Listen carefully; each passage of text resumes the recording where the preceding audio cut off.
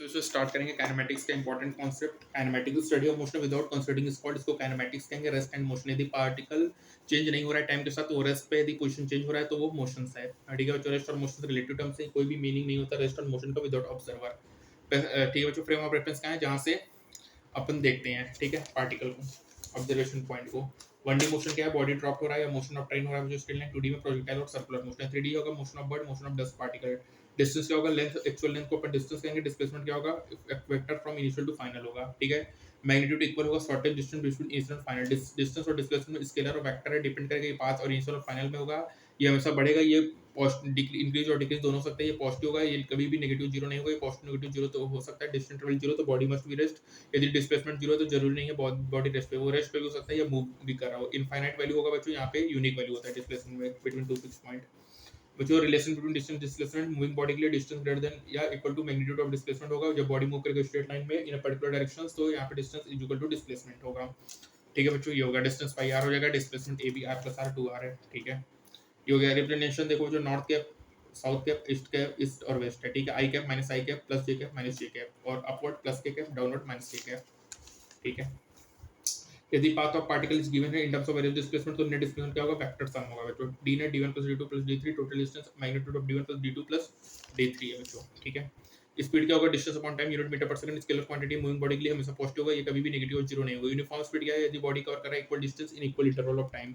Non uniform के यदि body cover कर रहा है equal distance in equal inter time interval. Average speed क्या है, total distance upon total time होता है बच्चों। ठीक है, ये एवरेज स्पीड होता है। मूविंग बॉडी के लिए डिस्टेंस नेवर डिक्रीज होगा लेकिन एवरेज स्पीड डिक्रीज हो सकता है बच्चों। इंपॉर्टेंट है कि किसी भी मूविंग बॉडी के लिए डिस्टेंस कभी भी डिक्रीज नहीं होगा लेकिन एवरेज स्पीड डिक्रीज हो सकता है। इक्वल टाइम इंटरवल के लिए वी एवरेज क्या होगा, v1 plus v2 plus v3 vn upon n होगा, दैट इज अर्थमेटिक मीन होगा बच्चों। और n equal time of distance के लिए v average 2vn v2 upon vn plus v2 होता है। ठीक है, ये हो गया बच्चों।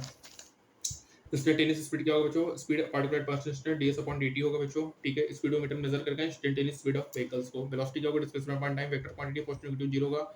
मैग्नीट्यूड यदि direction of velocity remain same है तो हमारा यूनिफॉर्म वेलोसिटी है। यदि आइदर मैग्नीट्यूड या डायरेक्शन वेलोसिटी बोथ चेंज है तो हमारा non uniform velocity. Average velocity होगा net displacement of total time, इसकी डायरेक्शन हमेशा नेट डिस्प्लेसमेंट के लॉन्ग होगा। डिस्टेंस हमेशा ग्रेटर देन या equal to magnitude of displacement होगा। एवरेज स्पीड ग्रेटर देन या equal to magnitude of average velocity होगा। ठीक है बच्चों, ये हो गया। Time average velocity function of time होगा, integration v dot dt t1 से t2 dt t1 से t2, वेलोसिटी v dx होगा dx होगा। ठीक है, instantaneous velocity dr upon dt होगा। ठीक है, और डायरेक्शन ऑफ इंस्टेंटेनियस वेलोसिटी हमेशा टेंजेंट होगा, followed part by particle moving, for a particle moving any path instantaneous speed instantaneous velocity के बराबर होगा। पार्टिकल में कांस्टेंट स्पीड होगा बट वेरिएबल वेलोसिटी होगा, uniform circular motion. Change in velocity 2v sin theta by 2 होता है बच्चों। ठीक है, एक्सेलेरेशन क्या होगा, rate of change in velocity होगा, unit meter per second waste होगा। Vector quantity positive negative zero होगा। मैग्नीट्यूड और डायरेक्शन सेम होगा तो यूनिफॉर्म होगा, आइदर डिफरेंट होगा तो नॉन यूनिफॉर्म। एवरेज होगा change in velocity upon total time, जो डायरेक्शन होता है एवरेज एक्सेलेरेशन अलोंग होता है चेंज इन वेलोसिटी के। ठीक है, ये हो गया। इंस्टेंटेनियस dv by dt या v dv by dx होगा बच्चों। अगर अपन डिस्प्लेसमेंट को डिफरेंशिएट करेंगे तो वेलोसिटी मिलेगा, वेलोसिटी को डिफरेंशिएट करेंगे एक्सेलरेशन मिलेगा बच्चों। एक्सेलरेशन को इंटीग्रेट करेंगे तो चेंज इन वेलोसिटी मिलेगी, चेंज इन वेलोसिटी को इंटीग्रेट करेंगे तो चेंज इन डिस्प्लेसमेंट मिलेगा।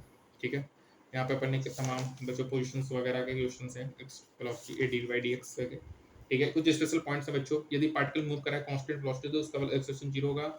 यदि ए पार्टिकल मूव कर रहा है कांस्टेंट वेलोसिटी तो मैग्नीट्यूड बराबर होगा। पार्टिकल में है constant speed but variable velocity होता है यूनिफॉर्म सर्कुलर मोशंस। बच्चों यदि वेलोसिटी और एक्सेलरेशन सेम डायरेक्शन में तो स्पीड बढ़ेगा, यदि वेलोसिटी और एक्सेलरेशन अपोजिट डायरेक्शन में तो स्पीड कम होगा। एक्सेलरेशन जो कि अपोज करेगा मोशन ऑफ बॉडी को उसको रिटार्डेशन कहेंगे। यदि इनिशियल वेलोसिटी पार्टिकल का जीरो है और एक्सेलरेशन कांस्टेंट है तो path must be straight line होगा। यदि initial velocity non zero, acceleration हमारा कांस्टेंट है तो पाथ भी स्ट्रेट लाइन और पैराबोला होगा। यदि कोलिनियर है तो पाथ स्ट्रेट लाइन है, थीटा 0 180 है तो पाथ स्ट्रेट लाइन है। यदि नॉन कोलिनियर तो पाथ पैराबोलिक होगा। और ये वैलिड होता है इक्वेशन ऑफ मोशन जब एक्सेलरेशन कांस्टेंट होगा।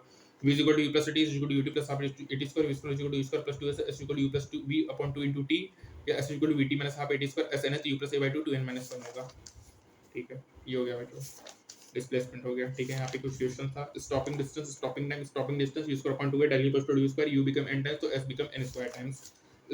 स्टॉपिंग टाइम क्या होगा, u by a, t directly u become n times तो t also become n times होगा। रिएक्शन टाइम tr होता है बच्चों, total time tr plus u by a, total distance utr plus u square upon 2a। ठीक है, total time tr plus u by a, total distance utr plus u square upon 2a। तो बच्चों यहाँ पे हमारा समाप्त हुआ क्या, इक्वेशन ऑफ मोशंस के बारे में। Stopping distance s square upon 2a, time total time u by a। ठीक है u by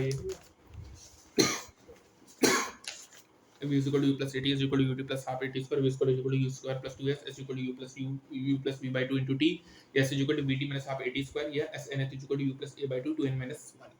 और ये वैलिड होगा जब एक्सेशन हमारा कांस्टेंट है। यदि यू और ए नॉन कोलिनियर है तो पाथ में भी पैराबोला होगा, और यू और ए कोलिनियर है तो path must be straight line हो, थीटा 0 या 180 हो। यदि बच्चों एक्सेशन वेलोसिटी कांस्टेंट है, एक्सेशन वेलोसिटी 0 एक्सेशन कांस्टेंट है तो path must be straight line होगा।